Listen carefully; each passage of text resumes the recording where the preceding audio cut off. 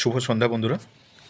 আজ থেকে আমরা যে এসএসসি জিডি এক্সাম হয়েছে, তো 2024 সালে যে কটা সেট অলরেডি এক্সাম হয়ে গেছে, তো সেই কটা সেটের আমরা যে জিকে বা জিএস পোর্শন যেগুলো রয়েছে সেই পোর্শনগুলো আমরা আলোচনা করব।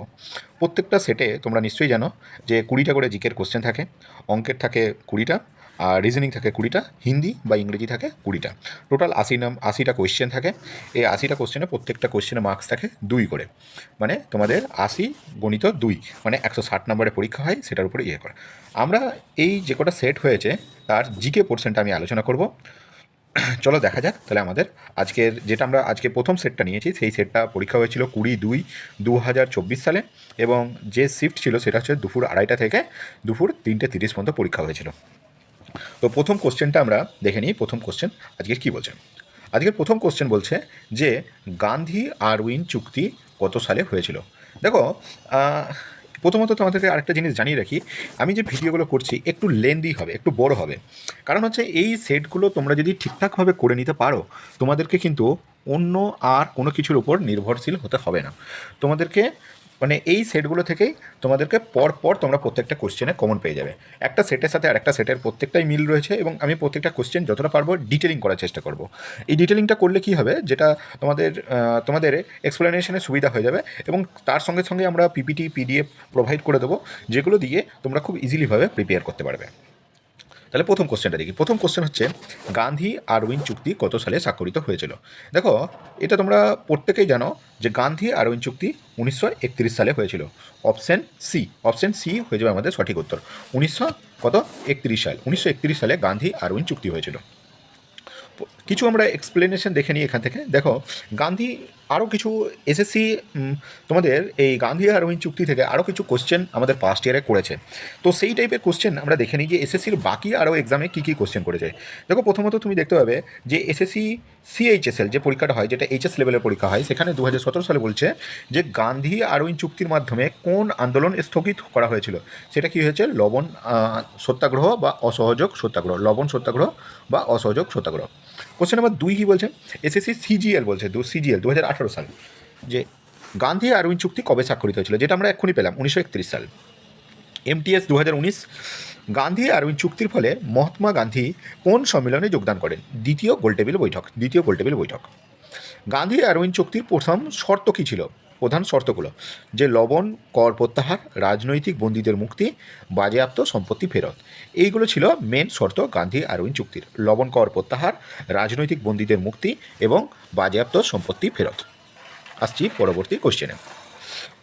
কোশ্চেন নাম্বার 2 বলছে অলিম্পিক টেবিল টেনিস ইভেন্টে, অলিম্পিকের কথা বলা হচ্ছে, অলিম্পিক টেবিল টেনিস ইভেন্টে যদি পয়েন্ট তোমার 10-10 হয়ে যায়, মানে 10-10 করে 10-10 টাই হয়ে যায়, তাহলে একজন খেলোয়াড়ের গেমটি জিততে কত লিডের জন্য প্রচেষ্টা করবে, কত লিড তাকে পেতে হবে। তো এটা দেখো টেবিল টেনিস ইভেন্ট থেকে একটা কোয়েশ্চেন, এটা হয়ে যাবে অপশান 2 আমাদের রাইট অ্যান্সার হয়ে যাবে। 2 আমাদের সঠিক উত্তর হয়ে যাবে। তাহলে একটা টেবিল টেনিস ইভেন্ট যখন হবে, তখন তোমার যদি পয়েন্টটা 10-10 টাই হয়ে যায়, তখন গেমটি জিততে তাকে 2 পয়েন্টের লিডের দরকার হবে। অপশান 2 আমাদের রাইট অ্যান্সার হয়ে যাবে। এবার টেবিল টেনিস থেকে আমরা কিছু কোয়েশ্চেন দেখে নিই। প্রথমত বলছে এমটিএস 2017 সালে বলছে টেবিল টেনিস অলিম্পিকে কোন বছরে যুক্ত হয়। 1988 সালে টেবিল টেনিস অলিম্পিকের মধ্যে যুক্ত হয়। অলিম্পিক টেবিল টেনিসে সর্বাধিক সোনা জয় করা দেশ কোনটি। তোমরা জানো এই ক্ষেত্রে চীন সবথেকে আগে। টেবিল টেনিসে তোমরা বিভিন্ন ইভেন্ট বা খেলা দেখেছো, সেখানে চায়না কিন্তু সবথেকে ফার্স্টে থাকে। অলিম্পিক টেবিল টেনিসে মোট কতটি ইভেন্ট হয়। দেখো 5টি ইভেন্ট হয়, এটাও সিজিএলের প্রশ্ন। পুরুষ একক, মহিলা একক, পুরুষ দল, মহিলা দল এবং মিক্সড যেটা টিম হয়। সিএইচএসএল 2020 বলছে যে অলিম্পিক টেবিল টেনিস ইভেন্টে ভারত প্রথম কবে অংশগ্রহণ করেছিল। 1988 সালে, মানে ফার্স্ট টাইমেই যে প্রথম যে বছর খেলা হয় টেবিল টেনিস অলিম্পিকে ইভেন্ট আসে, তখনই ভারত সেই বছরও পার্টিসিপেট করেছিল। কত সাল সেটা, 1988 সাল। পরবর্তী কোশ্চেন হচ্ছে 2011 সালের আদমশুমারি অনুসারে নিম্নলিখিত কোন রাজ্য অথবা কেন্দ্রশাসিত অঞ্চল পুরুষ সাক্ষরতার হার সর্বোচ্চ। বেশ, এখানে কিন্তু তোমাকে দুটো ক্লুই দিয়ে দিচ্ছে, রাজ্য অথবা কেন্দ্রশাসিত অঞ্চল। স্টেট অথবা ইউটি দুটোকেই তোমাকে কিন্তু, এটা রাজ্য মানে স্টেট আর কেন্দ্রশাসিত অঞ্চল মানে ইউটি বলছি, ইউটি মিনস ইউনিয়ন টেরিটরি, এই দুটোকেই তোমাকে এর মধ্যে ইনক্লুড করছে। দেখো, এই সেটের মধ্যে এসএসসি জিডি যত কোয়েশ্চেন করেছে তার মধ্যে আমার যেটুকু আমি রিসার্চ করলাম সেখানে দেখতে পেলাম এরা কিন্তু এই 2011 সালের সেন্সাসটাকে খুব বেশি বেশি কোশ্চেন করেছে এবং খুব ডেপথে অনেক কোশ্চেন করেছে। তো এই কোশ্চেনগুলো আমরা পরে আরও যত ডিটেলিং পারবো করবো, অনেক কটা সেটেই আমি ডিটেলিং করেছি, বেশ কিছু সেটে। তো সেখানে দেখতে পাবে এবং সেই এই পিপিটিটা তোমাদের জন্য বা পিডিএফটা খুব ইম্পর্টেন্ট হয়ে যাবে, তোমরা পিডিএফটা নিয়ে অবশ্যই পড়ে নিও ভালো করে। তো 2011 সালের সেন্সাস অনুযায়ী বলছে পুরুষ সাক্ষরতার হার সর্বোচ্চ বেশি কোথায়। দেখো, পুরুষ সাক্ষরতার হার বলো বা তোমার ওভারঅল হার বলো, মোটামুটি সেম উত্তরই আসবে।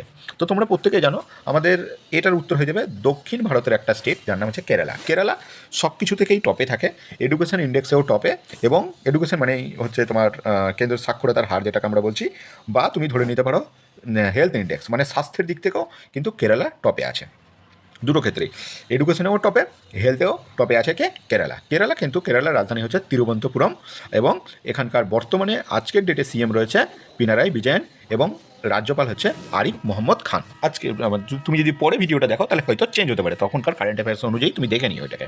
তাহলে আর তোমাদেরকে আরেকটা কথা বলেছি, 2021 সালেই আমাদের 2011 সালেই কিন্তু আমাদের লাস্ট সেন্সাস হয়েছে, জনগণনা হয়েছে, আদমশুমারি হয়েছে। 2021 সালে কিন্তু 2021 সালে কিন্তু কোনোরকম কোনো সেন্সাস হয়নি, জনগণনা করা হয়নি। তার কারণ হচ্ছে আমাদের কোভিডের জন্য নতুন করে জনগণনা হয়নি, যার জন্য তোমাকে 2011 সাল থেকেই বারবার কোশ্চেন আসছে আদমশুমারি থেকে। 2021টা যদি হয়ে যেত তাহলে 2021 থেকেই কোশ্চেন করতো, মানে এই কোশ্চেনগুলোই বারবার রিপিট পাবে তুমি। আমরা এই রিলেটেড একটু এক্সপ্লেনেশন দেখে নিই যে 2011 সালের আদমশুমারি অনুসারে ভারতের জনসংখ্যা কত, এটা প্রত্যেকে জানো, 121 কোটি। তারপর বলছে 2011 সালের আদমশুমারি অনুসারে ভারতের লিঙ্গানুপাত কত, এইটা বারবার তোমাকে কোশ্চেনে দেবে। 940, মানে প্রতি 1000 পুরুষের পেছনে বা বিপরীতে 940 জন মহিলা রয়েছেন। 2011 সালের আদমশুমারি অনুসারে ভারতের সাক্ষরতার হার কত? ওভারঅল ইন্ডিয়ার সাক্ষরতার হার হচ্ছে 74.04%। 2011 সালের আদমশুমারি অনুসারে সর্বাধিক জনসংখ্যা বিশিষ্ট রাজ্য কোনটা? উত্তরপ্রদেশ। সবথেকে বেশি জনসংখ্যা রয়েছে উত্তরপ্রদেশে, এবং সবথেকে কম জনসংখ্যা যদি জিজ্ঞেস করে তাহলে হয়ে যাবে তোমার সিকিম উত্তর। সিকিম সবথেকে কম জনসংখ্যা রয়েছে। সবথেকে বেশি কোথায়? ইউপি, এবং সবথেকে কম রয়েছে সিকিমে। বেশ। আর যদি বলে সাক্ষরতা, একটু আগেই বললাম, সেটা হচ্ছে তোমার কেরালা সবথেকে হাইয়েস্ট সাক্ষরতা। আর যদি বলে সবথেকে কম সাক্ষরতা, সেটা হচ্ছে বিহার হয়ে যাবে সবথেকে কম সাক্ষরতা। বেশ। তারপর বলছে 2011 সালের জনগণনা অনুসারে জনঘনত্ব কতটা ভারতের জনঘনত্ব 382 জন। দেখো, তোমাকে আবারও একটা কোশ্চেন আমি রিপিট করছি, যদি তোমাকে জিজ্ঞেস করে যে কোন স্টেটের জনঘনত্ব সবথেকে বেশি, তার উত্তর কিন্তু তোমার হয়ে যাচ্ছে এগেন বিহার। আর যদি বলে সেকেন্ড, তাহলে সেটা হয়ে যাবে আমাদের পশ্চিমবঙ্গ, ডব্লিউপি। আর যদি বলে সবথেকে জনঘনত্ব কম কোন রাজ্যে, তাহলে হয়ে যাবে অরুণাচল প্রদেশ, মাত্র 17 জন। এবার আমরা বিভিন্ন রাজ্যের সম্বন্ধে একটু জেনে নিই। এখানে আমরা অপশানে পেলাম বিভিন্ন রাজ্যগুলোর সম্বন্ধে, যেমন মিজোরাম, লাক্ষাদ্বীপ, ত্রিপুরা, কেরালা। তো এই প্রত্যেকটা রাজ্যের সম্বন্ধে আমাদের একটু তথ্য নেওয়া দরকার আছে। দেখো, মিজোরাম প্রতিষ্ঠিত হচ্ছে কত সালে? 20 ফেব্রুয়ারি 1987 সালের, এবং 23তম অঙ্গরাজ্য হিসাবে গঠিত হয়েছে। মিজোরাম শব্দের অর্থ হলো মিজো, জনগণের ভূমি। মিজোরামের প্রধান ফসল হচ্ছে চাপচার কুট। এইটা কিন্তু খুবই ইম্পর্ট্যান্ট, বেশ কিছু সেটে রয়েছে। চাপচার কুট কোথাকার উৎসব তোমাদের মনে রাখবে? মিজোরামের, যা মূলত বসন্ত ঋতুতে পালন করা হয়। তারপর হচ্ছে অরণ্য আচ্ছাদন। মিজোরামের বার্ষিক সর্বাধিক অরণ্য আচ্ছাদন রয়েছে, এবং যা বনভূমির প্রায় 82%। এই সবকটা পয়েন্টই কিন্তু খুব ইম্পর্টেন্ট। প্রাচীন গুহা। মিজোরামে লংতরাই জেলার লাংফাই গুহা একটি ঐতিহাসিক স্থান, যেখানে মিজো উপজাতির প্রাচীন জীবনধারার নিদর্শন পাওয়া যায়। এরপর আসছে আমরা লাক্ষাদ্বীপ। দেখো, লাক্ষাদ্বীপ হচ্ছে আমাদের, আগে যে আমি তোমাদেরকে ম্যাপে দেখাচ্ছি লাক্ষাদ্বীপের লোকেশন, তো লাক্ষাদ্বীপ হচ্ছে ঠিক দক্ষিণ ভারতের দিকে আমাদের, তোমার ঠিক মালদ্বীপ বলে একটা দেশ রয়েছে, তার ঠিক উপর দিক করে লাক্ষাদ্বীপ ছোটো ছোটো দ্বীপ, বেশ কিছু দ্বীপ নিয়ে গঠিত হয়েছে। বেশ। লাক্ষাদ্বীপের গঠন হচ্ছে, লাক্ষাদ্বীপ মনে রাখবে একটা ইউটি, কিন্তু একটা কেন্দ্রশাসিত অঞ্চল, এবং এখানে লাক্ষাদ্বীপ গঠিত হচ্ছে 1 নভেম্বর 1956 সালে। এবং মনে রাখবে এই ডেটটা খুবই ইম্পর্ট্যান্ট, এই 1956 সালের 1 নভেম্বর আরও বেশ কিছু রাজ্য কিন্তু গঠিত হয়েছে, আমি পরে সেগুলো লিস্ট দেখাচ্ছি তোমাকে। এখানে দ্বীপ সংখ্যা হচ্ছে 36টা দ্বীপের একটু গ্রুপ, যার মধ্যে 10টি দ্বীপে জনবসতি থাকে। মাত্র কটা দ্বীপে? 10টা দ্বীপে কিন্তু জনবসতি রয়েছে। বেশ। ভৌগোলিক অবস্থান এটি আরব সাগরে অবস্থিত এবং ভারতের সবচেয়ে ছোট কেন্দ্রশাসিত অঞ্চল। ভারতের যতগুলো ইউটি রয়েছে তার মধ্যে সবথেকে ছোট এটা। প্রধান ফসল এখানে নারকেল চাষ প্রধানত অর্থনীতির মূল ভিত্তি। বেশ, আর এখানকার ভাষা যেহেতু কেরলের কাছাকাছি, তাই এখানে ভাষাটা তুমি কেরলের ভাষাই পাবে। এখানে মালয়ালম ল্যাঙ্গুয়েজ চলে এবং মহল ভাষা লাক্ষাদ্বীপের প্রধান দুটি ভাষা। বেশ, এরপর আসছি ত্রিপুরা। ত্রিপুরা তোমরা প্রত্যেকেই জানো, আমাদের ত্রিপুরা 3 দিক দিয়ে বাংলাদেশ দিয়ে ঘেরা এবং এখানকার ল্যাঙ্গুয়েজ ত্রিপুরার সাথে পশ্চিমবঙ্গের অনেক মিল আছে, কারণ ত্রিপুরার ল্যাঙ্গুয়েজও বাংলা, আমাদেরকার পশ্চিমবঙ্গের ল্যাঙ্গুয়েজও বাংলা। ত্রিপুরার নাম হচ্ছে, ত্রিপুরা নামকরণ হয়েছে নাম হয়েছে ত্রিপুরা সুন্দরী দেবীর নাম থেকে, যিনি রাজ্যের প্রধান দেবী এবং রাজ্যের অন্যতম ঐতিহ্যের অংশ। সীমান্ত, ত্রিপুরার সীমান্ত 839 কিমি দীর্ঘ, বাংলাদেশের সাথে সংযোগ স্থাপন করেছে। তীক্ষ্ণ লিপি কুকি চীন ভাষাগোষ্ঠীর অন্তর্ভুক্ত। ত্রিপুরার আদিবাসী ভাষাগুলি যেমন ককবরক তারপর একটি বিশেষ সাংস্কৃতিক বৈশিষ্ট্য বহন করে। এছাড়া এখানে তোমার বাঁশ বেত শিল্প এই সব জন্যও এখানকার অর্থনীতি বিশেষভাবে চলিত। একটু আগে আমরা যে রাজ্যের কথা বলছিলাম কেরালা, কেরালা গঠিত হচ্ছে 1 নভেম্বর 1956।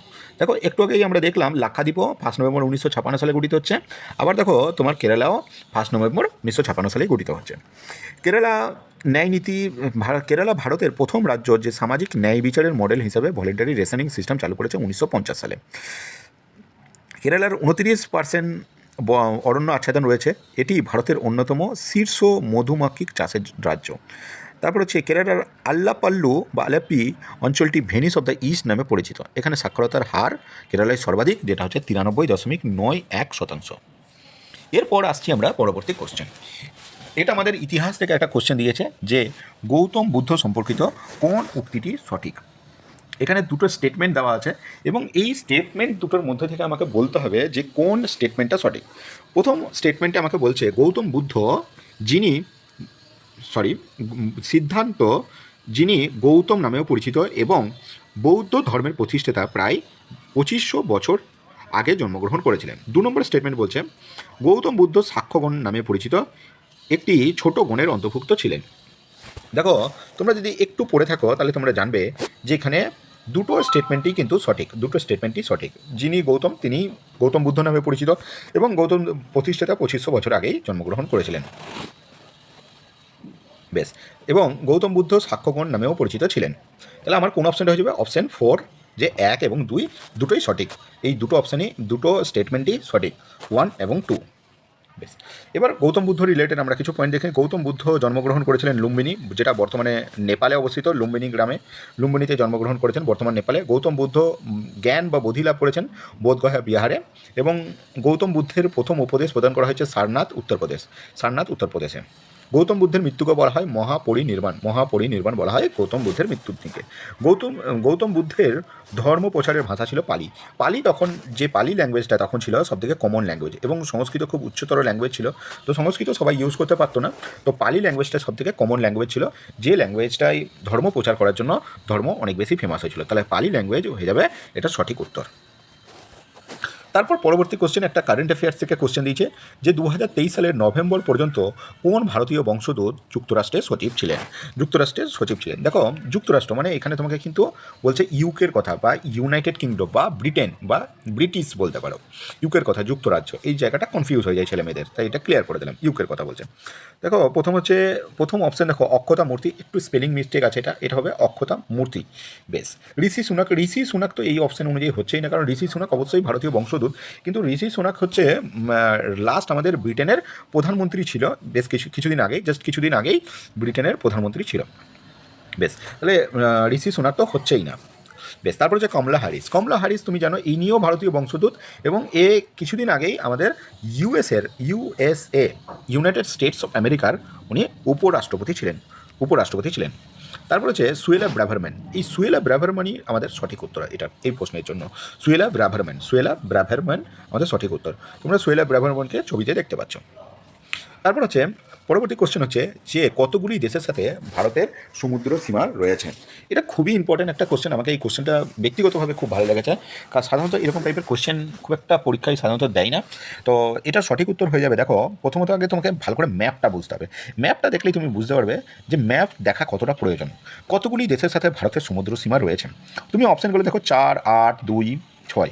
এটা বোঝার আগে তোমাকে ভারতের প্রতিবেশী রাষ্ট্রগুলোকে বুঝতে হবে। আমি তোমাদের জন্য একটু ম্যাপটাকে জুম করছি। তুমি দেখো এখানে ইন্ডিয়া এবং পাকিস্তানের মধ্যে আমরা বাউন্ডারি দেখতে পাচ্ছি। এই যে সবুজ কালারের মধ্যে যে বাউন্ডারিটা দেখতে পাচ্ছ, এটা হচ্ছে ইন্ডিয়া পাকিস্তানের বর্ডার, এবং এই বর্ডারটাকে বলা হচ্ছে তোমার এক সেকেন্ড আমি ভুলে গেলাম এটা, যাই হোক। তো সরি, রেড ক্লিফ লাইন, এটা হচ্ছে রেড ক্লিফ লাইন। এবং ইন্ডিয়া চায়নার যেটা বাউন্ডারি দেখতে পাচ্ছ লাল রঙের রং করা, এটা হচ্ছে তোমার sir McMahon line, McMahon line. বেশ, তো এখানে দেখো এইগুলো হচ্ছে ল্যান্ড বাউন্ডারি, কিন্তু আমার কোয়েশ্চেন হচ্ছে সমুদ্র বাউন্ডারি কোনটা, যেটাকে বলছে কোস্টাল লাইন বাউন্ডারি বলতে পারো। কোস্টাল লাইন হচ্ছে না ঠিক, মানে সমুদ্র বাউন্ডারি বলছে। তো এটার সঠিক উত্তর হয়ে যাবে তোমার, তার আগে আমি ল্যান্ডটাকে বুঝিয়ে দিই। এটা ভারতের সাথে দেখো পাকিস্তানের আমাদের ল্যান্ড বাউন্ডারি রয়েছে বিরাট বড়, বাংলাদেশের সাথে রয়েছে। বেশ, তারপর দেখো এখানে মায়ানমারের সাথে রয়েছে আমাদের বর্ডার, এদিকে উপরে চায়নার সাথে রয়েছে, নেপালের সাথে রয়েছে। তো এবার আসছি আমি সমুদ্র বাউন্ডারি। সমুদ্র বাউন্ডারি আমরা শেয়ার করছি কোন কোন দেশের সাথে, দেখো সমুদ্র বাউন্ডারি আমরা শেয়ার করছি এখানে বাংলাদেশের সাথে কিছুটা শেয়ার করছি, আবার এখানে পাকিস্তানের সাথেও সামান্য শেয়ার করছি আমরা সমুদ্র বাউন্ডারি। আবার তুমি যদি নিচের দিকে চলে যাও, এখানে দেখো বাংলাদেশের সাথে আমরা ল্যান্ড বাউন্ডারিও শেয়ার করছি। আবার আমি পরের ম্যাপটাই আসছি, তাহলে আরও একটু বুঝতে ভালো পারবো। আবার দেখো তুমি বাংলাদেশের সাথে আমরা ল্যান্ড বাউন্ডারিও শেয়ার করছি, আবার বাংলাদেশের সাথে আমরা তোমার কোস্টাল বাউন্ডারিও শেয়ার করছি, ঠিক একইভাবে পাকিস্তানের সাথেও একই ব্যাপার। কিন্তু চায়নার ক্ষেত্রে কিন্তু সেই জিনিসটা হচ্ছে না। চায়নার ক্ষেত্রে তুমি যদি ওয়ার্ল্ড ম্যাপে দেখো তখন দেখতে পাবে যে তোমার চায়না ওই চায়না সিতে তার বাউন্ডারি শেয়ার করছে, সেখানে ইন্ডিয়া সেইভাবে নেই। বেশ, এবার এই প্রশ্নের উত্তরের জন্য যেখানে আমাকে বলেছে কতগুলি দেশের সাথে ভারতের সমুদ্র সীমা রয়েছে, সেক্ষেত্রে আমরা শুধু সমুদ্র সীমার কথা বলছে, তাই আমি মাত্র দুটো দেশের কথা পাবো এখানে। সেই দুটো দেশ হচ্ছে, একটা হচ্ছে প্রথমত তোমার শ্রীলঙ্কা, আর এই লাক্ষাদ্বীপের ঠিক নিচে, আমি লাক্ষাদ্বীপ একটু আগে বলছিলাম তোমাদেরকে, লাক্ষাদ্বীপের ঠিক নিচে এই রকম জায়গা করে একটা দেশ রয়েছে যেটা হচ্ছে মালদ্বীপ। এরকম ছোটো ছোটো লাক্ষাদ্বীপের মতনই দ্বীপ একটা রয়েছে, সেটা হচ্ছে মালদ্বীপ।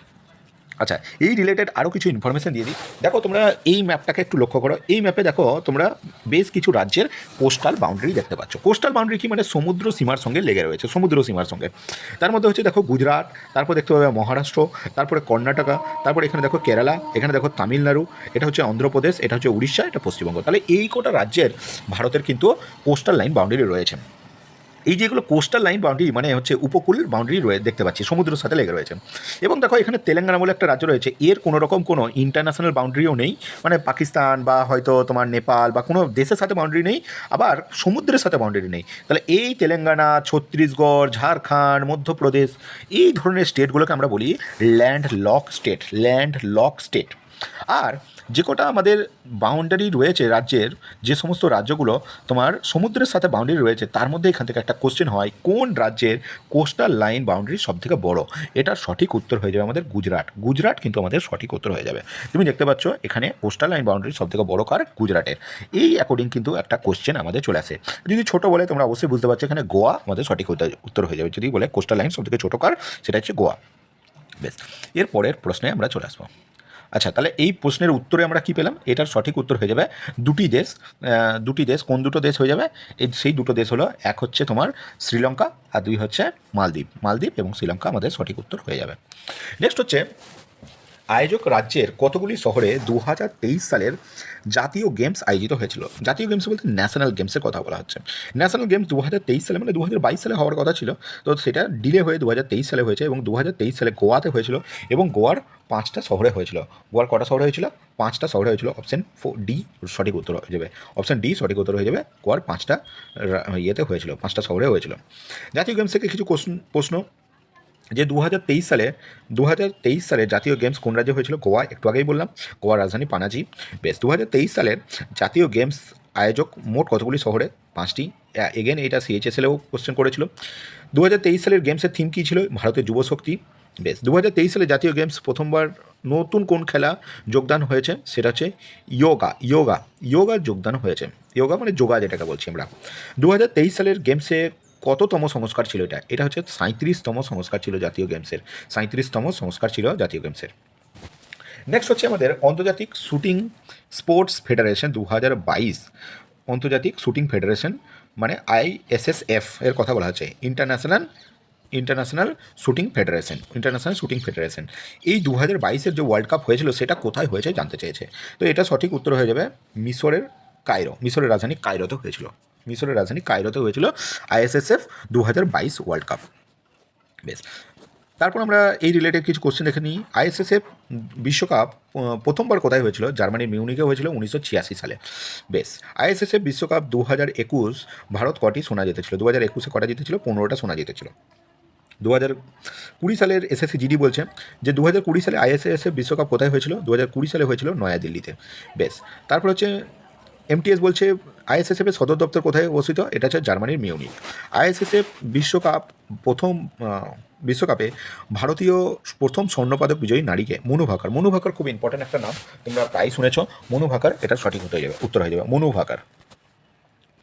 বেশ, তারপর হচ্ছে এটা আমাদের কনস্টিটিউশন থেকে কোশ্চেন দিচ্ছে এবং খুবই ইম্পর্টেন্ট একটা কোশ্চেন কনস্টিটিউশনের।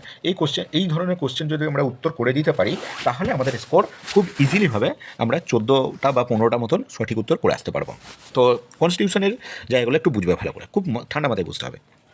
বলছে সংবিধানে বিভিন্ন উপায়ে সরকারের ক্ষমতাকে সীমিত করে এবং সরকারের ক্ষমতা সীমিত করার সবচেয়ে সাধারণ উপায় হলো ড্যাশ নির্দিষ্ট করা, যেগুলি আমরা সকল নাগরিকরা ধারণ করি এবং যেগুলি কোনো সরকার কখনোই লঙ্ঘন করতে পারবে না। আচ্ছা, এইটা বুঝতে গেলে না তোমাকে সরকারের বিভিন্ন নীতিগুলো এবং কনস্টিটিউশনের মেন ফিচার্সটা বুঝতে হবে, তাহলেই তুমি এই প্রশ্নের উত্তর বা এই রিগার্ডিং যে কটা প্রশ্ন হবে আর্টিকেল থেকে, কনস্টিটিউশন থেকে, তুমি খুব ইজিলিভাবে সেগুলোর উত্তর দিয়ে আসতে পারবে। দেখো, বলছে সরকারের ক্ষমতা হ্রাস করে। আমরা কনস্টিটিউশনকে যদি দেখি, ভারতের সংবিধানকে ভালো করে দেখি, তাহলে দেখতে পাবো ভারতের সংবিধান বিভিন্ন ভাগে বিভক্ত রয়েছে। তো ভারতের সংবিধানকে প্রথম যে ভাগটা রয়েছে, যেখানে আমাদের 1 থেকে 4 নাম্বার আর্টিকেল রয়েছে, সেটা হচ্ছে প্রথম ভাগ। সেই প্রথম ভাগ অফ দ্য কনস্টিটিউশনে বলছে আমাদের যে এখানে ইন্ডিয়া কী জিনিস, ভারত কী জিনিস, এইটা এখানে ডেফিনেশন করা আছে। ইন্ডিয়া কী, ভারতটা কী, এইটা ভালো করে বুঝিয়েছে 1 থেকে, যে what is India, what is Bharat, এই ডেফিনেশনটা দেওয়া আছে। ভারতের সীমা কতটা, ভারতের মানে ধরে নাও আজকে আমাদের কোনো একটা রাজ্য কোনো একটা দেশ, হয়তো ভুটান, বা আগে যেমন 1975 সালে আমাদের সিকিম ভারতের মধ্যে যোগদান করেছে, তখন আমাদের এই 1 থেকে 4 নম্বর আর্টিকেলকে আমাদের সংশোধন করতে হয়, যে এই ভারতের সীমা কতটা রয়েছে, ভারত কী জিনিস, সেইটা বোঝানো হয়েছে। তাই 1 থেকে 4 আমাদের ইয়েটাকে সংশোধন করতে হবে। তারপর হচ্ছে আমাদের পার্ট টুতে আমাদের বোঝানো হয়েছে যে যারা ভারতের নাগরিক, কে ভারতের নাগরিক, সেটা আমাদের পার্ট টুতে বলছে। 5 থেকে আর্টিকেল হচ্ছে 5 থেকে 9 পর্যন্ত, 5 থেকে 9 পর্যন্ত আর্টিকেলে আমাদেরকে বোঝানো হয়েছে যে কে ভারতের নাগরিক, কে ভারতের, সরি 9 এটা হয়ে যাচ্ছে 11, 5 থেকে 11। এখানে বোঝানো হয়েছে যে কে ভারতের নাগরিক, কে ভারতের নাগরিক নয়, এই সংক্রান্ত বিস্তারিত বিবরণ দেওয়া হয়েছে। এবং এই নাগরিক সংক্রান্ত যা কিছু রয়েছে বা সেটাকে সংশোধন বা ফার্দার ইমপ্লিমেন্ট যদি করতে হয়, সেইটা একমাত্র করতে পারবে পার্লামেন্ট, ভারতের পার্লামেন্ট করতে পারবে। তাহলে এই নাগরিক সংক্রান্ত আমাদের বিস্তারিত বিবরণ দেওয়া রয়েছে কোথায়? এটা হচ্ছে পার্ট 2, 5 থেকে 11 নম্বর আর্টিকেলে। এরপর রয়েছে যারা ভারতের নাগরিক, তাদের পার্ট 3-তে তাদেরকে কী করা হয়েছে? কিছু অধিকার দেওয়া হয়েছে। পার্ট থ্রিতে কিছু অধিকার দেওয়া রয়েছে। সেই অধিকারগুলোকে আমরা বলছি মৌলিক অধিকার। মানে এই মৌলিক অধিকারটা কে পাবে? যে ভারতের সিটিজেন, সেই পেয়ে যাবে ভারতের মৌলিক অধিকার। এই মৌলিক অধিকারে কী কী বলা আছে? এই মৌলিক অধিকারে বিভিন্ন আর্টিকেল আমরা আগে যখন পড়ব, বিভিন্ন আর্টিকেলে দেখতে পাবো যে ভারতের সিটিজেনদেরকে বেশ কিছু অধিকার দেওয়া আছে এবং এই অধিকারগুলো কেউ কখনো কোনো অবস্থাতেই কেড়ে নিতে পারবে না। আবারও রিপিট করছি, ভারতের সকল সিটিজেনকে, সে সবথেকে বড় সিটিজেন্স হোক আর সবথেকে যার কাছে কিছুই নেই, যার কাছে কোনো ফ্যাসিলিটি অ্যাভেলেবেল নেই, কিচ্ছু নেই, সেও এই সমস্ত যেটা আমাদের ফান্ডামেন্টাল রাইটে দেওয়া রয়েছে, সেই অধিকারগুলো কিন্তু আমাদের সাধারণ থেকে সাধারণ সিটিজেনরা, এবং সবথেকে হাই সিটিজেন বলে কিছু হয় না, সব সিটিজেনই সমান। তো প্রত্যেকেই আমরা এই সমান অধিকার ভোগ করব এবং এই অধিকার আমাদেরকে কোনো অবস্থাতেই কেড়ে নিতে পারবে না। এবার যখন আমাদের অধিকার কেউ দিল, আমাদেরকে এই অধিকারগুলো দিল, কনস্টিটিউশন দিল, আমাদের সংবিধান দিল, তাহলে এই অধিকার কেড়ে নেই কারা? সাধারণত এই অধিকার, আমাদের সাধারণ অধিকারগুলো সাধারণত কেড়ে নেই আমাদের যারা গভর্নমেন্ট রয়েছে, সরকার রয়েছে, যারা ক্ষমতায় রয়েছে, যারা এক্সিকিউটিভ রয়েছে, তারা অনেক সময় আমাদের ক্ষমতা হরণ করে নেওয়ার চেষ্টা করে। তো সেই ক্ষমতা যাতে হরণ না করতে পারে, সেই জন্যই আমাদের মৌলিক অধিকার দেওয়া হয়েছে। সেই মৌলিক অধিকার আমাদেরকে কোনো অবস্থাতেই কেউ কেড়ে নিতে পারবে না। এবার এই মৌলিক অধিকার আমাদের, তারপরে রয়েছে আমাদের এটা হচ্ছে 12 থেকে 35 নম্বর আর্টিকেল। তারপরে আমাদের রয়েছে যেটা আমাদের কিছু মৌলিক কর্তব্য রয়েছে। আমাদেরকে অধিকার দেওয়া হলো, এরপর আমাদের কিছু মৌলিক কর্তব্যও পালন করতে হবে, মানে আমাদেরকে দেশের প্রতি কিছু করতে হবে। এরকম মৌলিক কর্তব্য থেকেও রিলেটেড কিছু কোশ্চেন রয়েছে, যেটা রয়েছে আর্টিকেল 51A-তে রয়েছে, 51A। বেশ, তার আগে আরেকটা জিনিস আমি মিস করলাম, সেটা হচ্ছে ডিপিএসপি, যেটা রাজ্যের কর্মপদ্ধতির বৈশিষ্ট্য। ডিপিএসপিটা কি? ডিপিএসপিটা হচ্ছে যেটা তোমাকে বললাম যে মৌলিক অধিকার যেটা আমাদের রয়েছে, এটা কি হচ্ছে, এটা আমাদেরকে গভর্নমেন্টকে এনশিওর করতেই হবে, সিটিজেনদেরকে দিতেই হবে এই অধিকারগুলো, যে এই অধিকারটা মৌলিক অধিকার আমাদের প্রত্যেকটা সিটিজেনকে সমানভাবে প্রদান করতেই হবে। আর ডিপিএসপিটা হচ্ছে যে এই অধিকারগুলো কিছু কিছু জিনিস সরকারের করা উচিত, মানে সরকারকে করতেই হবে এমন কোনো ব্যাপার নেই, করা উচিত সরকারের ভালোর জন্য।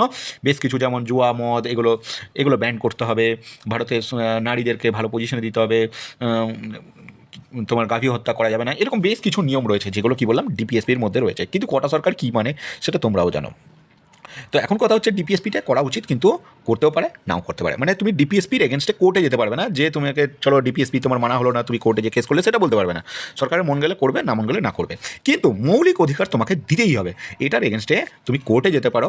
যদি কোনো গভর্নমেন্ট না প্রদান করে তোমাকে মৌলিক অধিকার, তাহলে তুমি কোর্টে যেতে পারো। সেটা কোন আর্টিকেল বলছে? আর্টিকেল 32 বলছে। এবং যার জন্য এই আর্টিকেল 32কে কনস্টিটিউশনে হার্ট অফ দ্য সোল বলছে। হার্ট অফ দ্য সোল মানে কনস্টিটিউশনে হৃদয় বলছে, এটা বলেছেন বি.আর. আম্বেদকর। আর্টিকেল 32 মনে থাকবে এই জিনিসটা। তাহলে এইখানে আমরা দেখতে পেলাম যে কোন আর্টিকেল, এই প্রশ্নের জন্য আমাদের সঠিক উত্তর হয়ে যাবে অবশ্যই মৌলিক অধিকার। মৌলিক অধিকার কিন্তু আমাদের কেউ কখনো কেড়ে নিতে পারে না, ঠিক আছে? কোনো গভর্নমেন্ট কোনো অবস্থাতে কেড়ে নিতে পারবে না। তবে এখানে একটা এক্সেপশন আছে। এক্সেপশনটা কি? এক্সেপশনটা হচ্ছে এমার্জেন্সি। যখন এমার্জেন্সি সিচুয়েশন আসবে দেশের মধ্যে, এমার্জেন্সি কখন হতে পারে, কীরকমভাবে হতে পারে, সেটা আমি বিস্তারিত অন্য ভিডিওতে বলবো। তো এমার্জেন্সি যখন আসে তখন এই মৌলিক যে আমাদের অধিকার রয়েছে সেখানকার কিছু অংশ মানে আর্টিকেল যে 19 আছে না, আর্টিকেল 19-এর কিছু অংশ সরকার তখন রোধ করে দিতে পারে, ঠিক আছে, মৌলিক অধিকারে। তাছাড়া বাকি অধিকার, যে মৌলিক অধিকার রয়েছে সেটা কখনোই সরকার আমাদের লঙ্ঘন করতে পারে না। 19-এর মধ্যে তোমার টোটাল 6টা আমাদের 6টা আছে, সাবক্লোজ আছে, যেগুলো আমরা মানে সরকার তখন এগুলোকে কিছুটা মানে ছোট করে দিতে পারে, কিন্তু বাকি মৌলিক অধিকার কখনোই কোনো অবস্থাতে লঙ্ঘন করা যাবে না। আসবো পরের কোশ্চেনে। বেশ, এখান থেকেই কিছু আমাদের কোশ্চেন রয়েছে যে আর্টিকেল 14 কী বলছে। আর্টিকেল 14 বলছে, যেটা আমি বললাম মৌলিক অধিকারের মধ্যে পড়ছে। আর্টিকেল 14 বলছে যে এটা হচ্ছে সমতার অধিকার, যা রাষ্ট্রপতি ও রাজ্যের বৈষম্য নিষিদ্ধ করে। বেশ, আর্টিকেল 21 বলছে জীবনের অধিকার ও ব্যক্তিগত স্বাধীনতা সংক্রান্ত বলছে।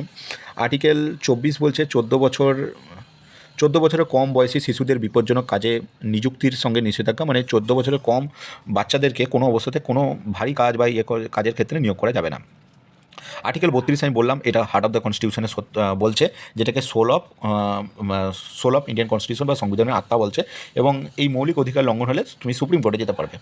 আর্টিকেল 44 যেটা তোমার ডিপিএসপির মধ্যে পড়ছে, এখানে বলছে সমস্ত ভারতীয় নাগরিকদের জন্য অভিন্ন দেওয়ানি বিধি, মানে সবার জন্য সেম নিয়ম হবে, সেটার কথা বলা হচ্ছে। বেশ, তারপরে আরও বেশ কিছু আর্টিকেল রয়েছে, আমি আর এগুলো বলছি না, এগুলো তোমরা একটু দেখে নিও। যেমন কনস্টিটিউশনের 370 নম্বর আর্টিকেলের কথা বলা আছে, যেটা জম্মু কাশ্মীরকে বিশেষ মর্যাদা দেওয়া হয়েছিল, যেটা 2019 সালে বাতিল করে দেওয়া হয়েছে বিশেষ মর্যাদাটা।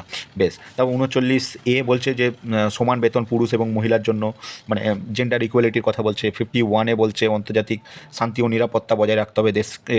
বেশ, তার মানে এটা ডিপিএসপির মধ্যে পড়ে যাচ্ছে 51 যখনই বলছে। তারপর হচ্ছে 324, এইটা থেকে বারবার কিন্তু কোশ্চেন আসে যে আর্টিকেল 324, এই যে দেখো নির্বাচন যে কমিশন রয়েছে, যে ইলেকশন, যে ভোট করানো, এই সংক্রান্ত বিষয়ে এটা বলা হচ্ছে আর্টিকেল 324, নির্বাচন সংক্রান্ত বা নির্বাচন কমিশন রয়েছে তার গঠন, তার সম্বন্ধে কথা বলেছে। আর্টিকেল 360 যেটা এমার্জেন্সির কথা বলা হচ্ছে, জরুরি অবস্থা ঘোষণা, কীভাবে জরুরি অবস্থা ঘোষণা করা যেতে পারে সেই সংক্রান্ত বলা হচ্ছে। সবকটা আর্টিকেল থেকে যে কটা আমি মেনশন করেছি, এই কটা থেকে কোশ্চেন এসছে বলেই আমি প্রত্যেকটা আর্টিকেলকে মেনশন করেছি। Article 14, article 21, article 24, article 34, 32, article 44, article 36, article 324, যেটা বললাম 324 মানে নির্বাচন কমিশন, 370 বলতে জম্মু কাশ্মীর, আর তোমার 339A পুরুষ এবং মহিলার সমান বেতন। বেশ, আর আর্টিকেল 51 যেটা হচ্ছে আন্তর্জাতিক ইন্টারন্যাশনাল পিস অ্যান্ড সিকিউরিটির কথা বলছে। বেশ, এরপর আসছি আমরা স্পোর্টস থেকে একটা কোশ্চেন দিয়েছে, স্পোর্টস থেকে খুব ইম্পর্টেন্ট একটা কোশ্চেন দিয়েছে, বা খুব ভালো কোশ্চেন বলতে পারি। সেটা হচ্ছে লিয়েন্ডার পেজ, ইনি কোন খেলার সাথে যুক্ত? লিয়েন্ডার পেজ দেখো, তোমরা যারা মোটামুটি একটু খেলা দেখো তারা খুব সহজে উত্তর দেবে। দেখো, প্রথমত তুমি একটা সাথে জেনে রাখো, তোমাকে ক্রিকেট থেকে সেইভাবে এখানে কিন্তু আমি কোশ্চেন দেখতে পাবে না। তোমরা ক্রিকেটের কোশ্চেন দিলেও খুব তোমাকে মানে ইয়ে লেভেলে কোশ্চেন দেবে, মানে খুব টাফ লেভেলে কোশ্চেন দেবে, মানে যেগুলো আমরা সাধারণত পুরনো খেলা এই টাইপের থেকে কোশ্চেন করবে। গল্ফ হচ্ছে, দেখো গল্প এক ধরনের, কীভাবে আমি তোমায় বোঝাই, ছবি ছাড়া আমি তোমাকে বোঝানো খুব সম্ভব নয়। গল্পটা হচ্ছে খুব মানে স্পোর্টসের মধ্যে খুব দামি একটা খেলা, মানে সাধারণ বাড়ির ছেলেমেয়েরা এই খেলা অ্যাফোর্ড করতে পারে না। নেক্সট হচ্ছে ব্যাডমিন্টন এই শীতের সময় সবাই মোটামুটি খেলে। তারপর হচ্ছে লন টেনিসটাই হয়ে যাবে লিয়েন্ডার পেজ যুক্ত।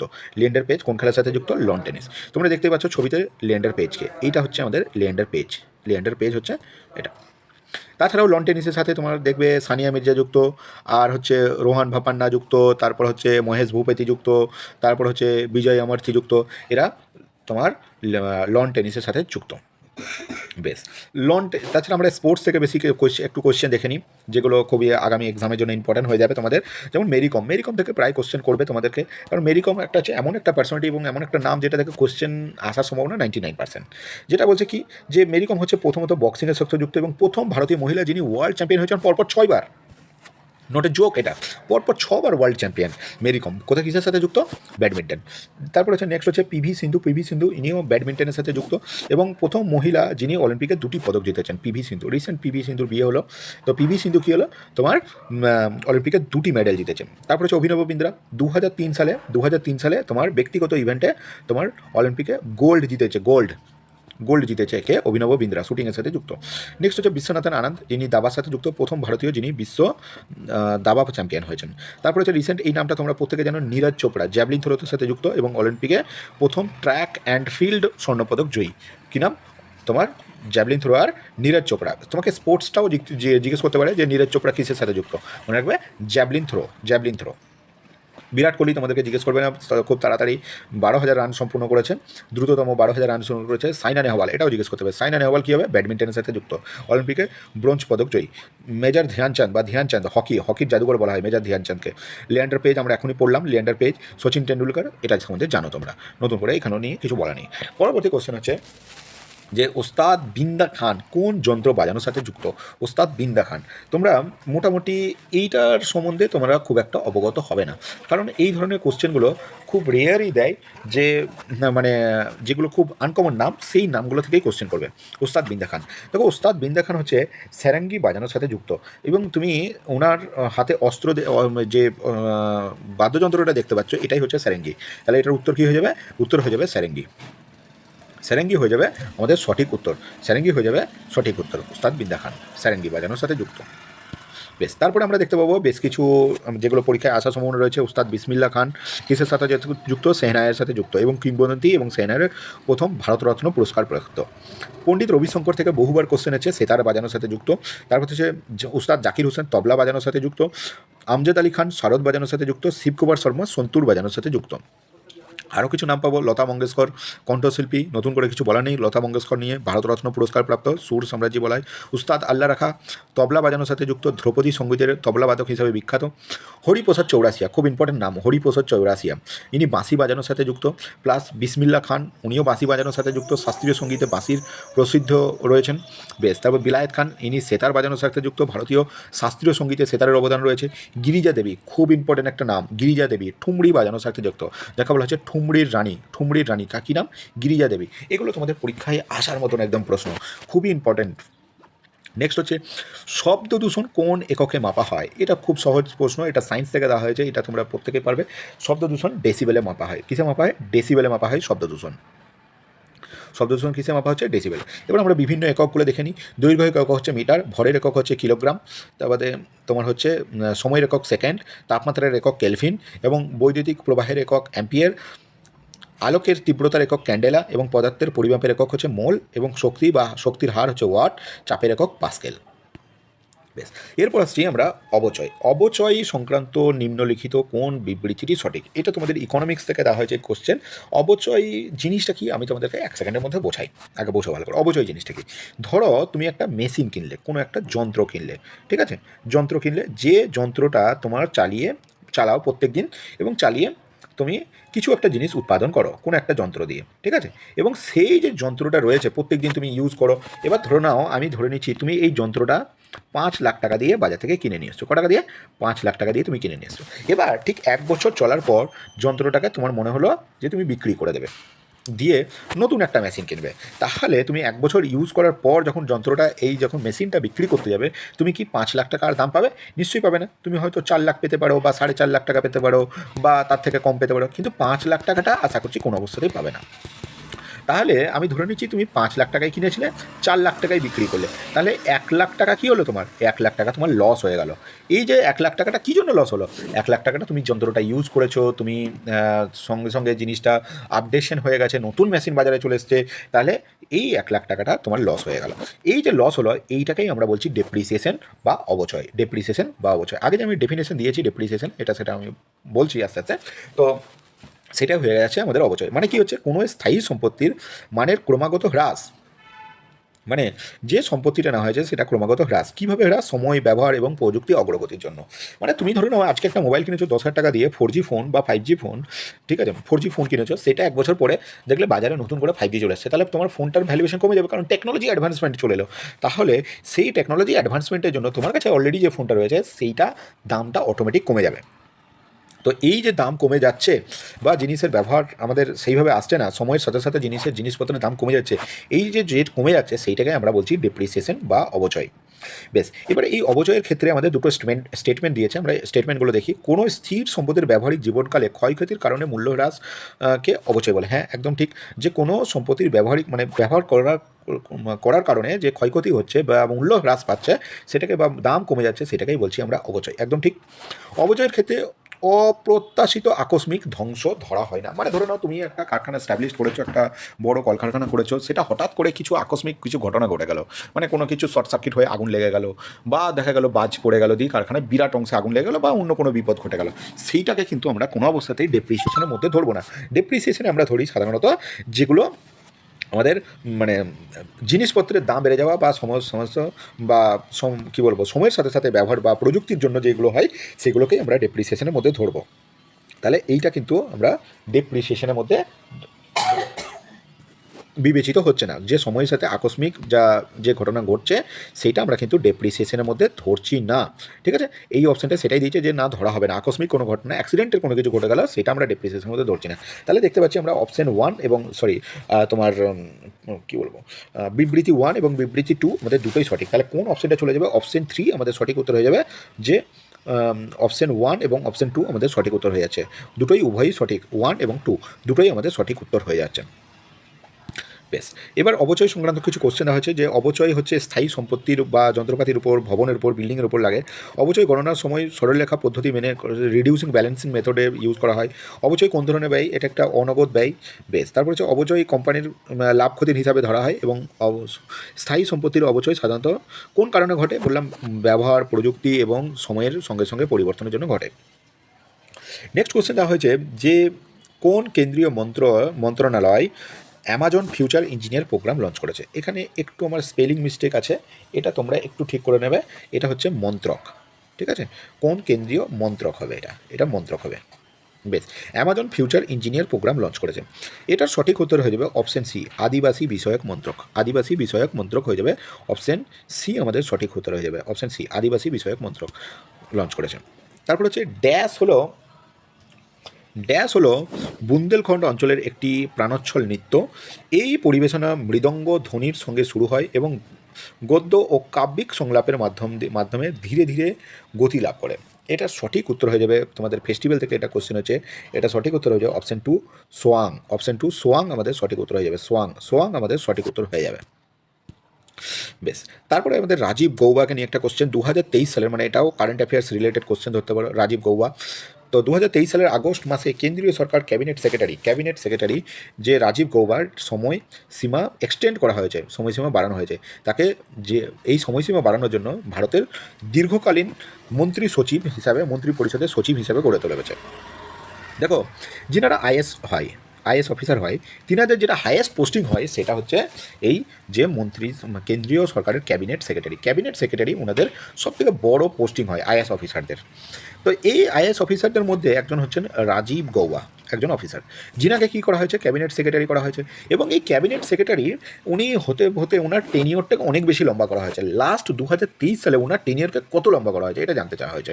তো এটার সঠিক উত্তর হয়ে যাবে আমাদের অপশান অপশন 4 1 বছরের জন্য ওনাকে টেনিওরটা বাড়ানো হয়েছিল, এবং এই 1 বছর টেনিওর বাড়ানোতে উনি সবথেকে দীর্ঘকালীন মন্ত্রী সচিব হয়েছেন, সবথেকে ভারতবর্ষের মধ্যে সবথেকে লম্বা টেনিওর ওনার, যেটা কিনা মন্ত্রী পরিষদের সচিব হিসাবে।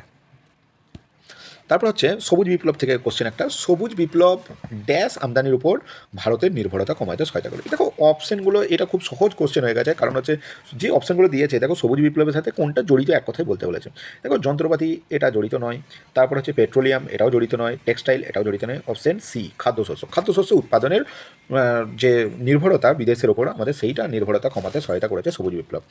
এবং সবুজ বিপ্লবের মনে রাখবে, সবুজ বিপ্লবের আমাদের ইন্ডিয়াতে সবুজ বিপ্লবের ফাদার বা জনক বলা হয় MS স্বামীনাথনকে। MS স্বামীনাথন, তোমরা ছবিতে দেখতেই পাচ্ছ MS স্বামীনাথনকে।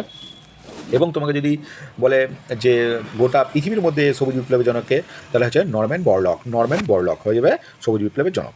বেশ, এবার দেখো কিছু প্রশ্ন সবুজ বিপ্লব থেকে আগের সেটগুলোতে আরও বেশি ডিসকাশন করা হয়েছে। সবুজ বিপ্লব কিসের সাথে যুক্ত? কৃষি উৎপাদন এবং উচ্চ ফলনশীল বীজের ব্যবহারের সাথে যুক্ত। সবুজ বিপ্লবের জনককে ভারতবর্ষের, বারবার বলছি, ডক্টর MS স্বামীনাথন। সবুজ বিপ্লব কিসের উদ্দেশ্য? খাদ্যশস্য এবং দরিদ্র হ্রাস করার জন্য। সবুজ বিপ্লব কোন পণ্যগুলির সাথে যুক্ত? গম, চাল, ভুট্টা এগুলোর সাথে যুক্ত। সবুজ বিপ্লব কবে শুরু হয়? 1960-এর দশকে শুরু হয়। 1960-এর দশকে সবুজ বিপ্লব হয়। মাইসুরু দশেরা ভারতের কোন রাজ্যে পালন করা হয়? যেটা একটা বর্ণাঢ্য অনুষ্ঠান, যেখানে শোভাযাত্রা ও সাংস্কৃতিক হাতির প্রদর্শন, সজ্জিত হাতির প্রদর্শন, তোমরা ছবিতে বুঝতেই পারছো। তো এটা কোন রাজ্যের সাথে যুক্ত? এটা সঠিক হতে যাবে কর্ণাটক রাজ্যের সাথে তোমার যুক্ত হচ্ছে মাইসুরু দশেরা। কোথায় উত্তর হয়ে যাবে? কর্ণাটকের সাথে যুক্ত, কর্ণাটকের সাথে মাইসুরু দশেরা যুক্ত। বেশ, কেরালার কিছু উৎসব দেখব, অন্নুয়াথি এবং আখিরাত। বেশ, কেরালার ভেল্লাভাঙ্গি কোথায় অনুষ্ঠিত হয়? ভেল্লাভান্ডি মন্দির এবং তোমার হচ্ছে কাজিকোড় জেলায় পালন করা হয়। নবরাত্রি এই উৎসবে নৃত্য এবং গান উৎসব পালিত হয়। বেশ, তারপর হচ্ছে তোমার আখিরাত হচ্ছে হিন্দু ধর্মের পরীক্ষা বলতে পারো এটা একটা। নেক্সট দেখবো আমরা কর্ণাটক হচ্ছে দাসেরা, একটু আগে বললাম। কর্ণাটকে উগাদি পালন করা হয়। উগাদি হচ্ছে নববর্ষের একটা কন্নড় নববর্ষ, যেমন বিশেষ করে কন্নড়, তেলেগু, মারাঠি সম্প্রদায়ের উদযাপন করা হয়। তারপর যে কর্ণাটকের বেঙ্গালুরু কাবানা উৎসব পালিত হয়, যা বেঙ্গালুরু শহরে মিউজিক ও সাংস্কৃতিক উৎসব পালন করে। কর্ণাটক নবরাত্রি কীভাবে পালিত? নবম তিথিতে মন্দিরে দেবী দুর্গার পুজো এবং নৃত্য পরিবেশনের মধ্যে পড়ে। গণেশ চতুর্থীও কর্ণাটকে পালন করা হয়। কর্ণাটকে তাহলে গণেশ চতুর্থী এখানে কিন্তু একটা বড় ভগবান হিসেবে এটা পূজিত করে। বেশ, তামিলনাড়ুতে সবথেকে ইম্পর্টেন্ট যেটা হচ্ছে পোঙ্গল থেকে বারবার প্রত্যেকটা প্রায় সেটে কোশ্চেন রয়েছে পোঙ্গল থেকে। তাছাড়াও তামিলনাড়ু থাই পোঙ্গল পালন করা হয়। তামিলনাড়ু নববর্ষ কখন পালন করা হয়? থাই পোঙ্গলকে বলছে। তামিলনাড়ু মাখালি উৎসব কীভাবে পালন করা হয়? ধান তোলার উৎসব উদযাপন করা হয়। তারপরে অথিরাথি পুজোও পালন করা হয় তামিলনাড়ুতে। উড়িষ্যাতে রথযাত্রা সবথেকে বড়, মকর সংক্রান্তি পালন করা হয়, এটা মূলত শস্য কাটার উৎসব। বেশ, তারপর হচ্ছে ধুলিযাত্রা এপ্রিল মার্চ মাস করে পালন করা হয়। তারপর হচ্ছে রথযাত্রা পুরীতে হয়। নববর্ষ, যেটাকে হুড়া বলা হচ্ছে, এটা ফসল কাটার উৎসব, হুড়া। বেশ, তারপরে পরবর্তী কোশ্চেন দেখতে পাচ্ছি আমরা যে ভারতের নিম্নলিখিত কোন পঞ্চবার্ষিকী পরিকল্পনাতে তোমার বলছে ভারতে 5টি IIT স্থাপন করা হয়েছিল তোমার ইন্ডিয়ান ইনস্টিটিউট অফ টেকনোলজি, যেটা কোন পঞ্চবার্ষিকী পরিকল্পনাতে করা হয়েছিল। তো এটা দেখবো আমাদের যে পঞ্চবার্ষিকী পরিকল্পনাগুলো আমাদের রয়েছে, তার মধ্যে থেকে বেশ কিছু পঞ্চবার্ষিকী পরিকল্পনা আমরা আগের সেটগুলোতে আলোচনা করব। তার মধ্যে এটার উত্তর হয়ে যাবে তোমার প্রথম পঞ্চবার্ষিকী পরিকল্পনাতে ভারতবর্ষে 5টি IIT স্থাপন করা হয়েছিল। ভারতবর্ষে কটি IIT স্থাপন করা হয়েছিল? 5টি IIT স্থাপন করা হয়েছিল। একটা কোশ্চেন যেমন আছে যে এই যে পঞ্চবার্ষিকী পরিকল্পনা, এটা কোন দেশ থেকে নেওয়া হয়েছিল? এটা রাশিয়া থেকে নেওয়া হয়েছিল এবং 1950 সালে স্টার্ট হয়েছিল। 1950 সালে পঞ্চবার্ষিকী পরিকল্পনা হয়েছিল। এই পঞ্চবার্ষিকী পরিকল্পনা আগে যে 2014 সালে কী হয়, এটাকে বন্ধ করে দেওয়া হয় 2014 সালে, এবং এর জায়গায় নিয়ে চলে আসা হয় পঞ্চবার্ষিকী পরিকল্পনা 5th ইয়ার প্ল্যানিংয়ের জায়গায় নীতি আয়োগকে নিয়ে আসা হয়, নীতি আয়োগকে। বেশ, পরবর্তী কোশ্চেন দেখবো। এবার আমরা একটু প্ল্যানিংগুলো সম্বন্ধে দেখে নিই। বিভিন্ন প্ল্যান, যেটা ফার্স্ট প্ল্যান আসে 1950 সালে স্টার্ট হয়, মানে মোটামুটি 1951 থেকে 56 ফার্স্ট প্ল্যান। তারপর হচ্ছে সেকেন্ড প্ল্যান হচ্ছে আমাদের 1956 থেকে 61, থার্ড প্ল্যান হচ্ছে 61 থেকে 66।